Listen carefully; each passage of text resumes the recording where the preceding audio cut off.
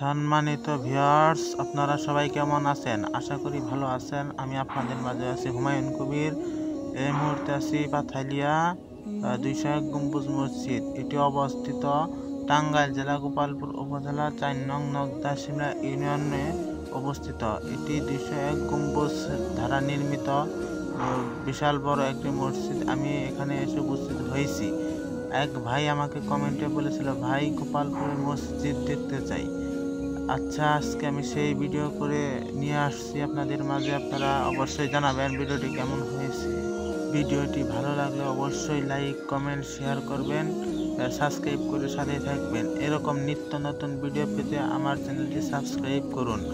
আপনাদের মাঝে নতুন নতুন ভিডিও নিয়ে আসতে পারি, যেন আমাকে সাহায্য করবেন, আমাকে উৎসাহিত করবেন। আমি আপনাদেরকে আনন্দ দিব।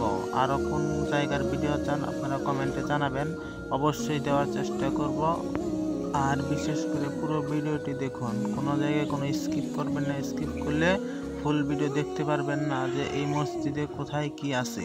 সম্পূর্ণ ভিডিও ধৈর্য সহকারে দেখুন, অবশ্যই কিছু দেখতে পারবেন, বুঝতে পারবেন। আর যারা এখনও আসেননি এই মসজিদে, অতি শীঘ্রই আসেন, চলে আসেন, দেখে যান আমাদের গোপালপুরের মসজিদ। দেখেন কত সুন্দর ফ্যান সেটিং করা হয়েছে। যে একটি ভাই উঁচু থেকে নিচু স্থান দাঁড়িয়ে দেখছে। দেখেন কি সুন্দর একটি পরিবেশ, এখানে কত রকম গাছগাছালি, তার উপরে আমি উঠলাম। দেখেন কত সুন্দর একটি মসজিদ, বাংলাদেশের দ্বিতীয়তম মসজিদ দক্ষিণ পাথালিয়া। এটি খুব ভালো লাগছে আমার, খুব উচ্চ। আমি এখন উঠছিলাম মিনারে। এখন কবরস্থান দেখছেন, এটা আমার শিওর জানা নেই এই কবরস্থানটা কার।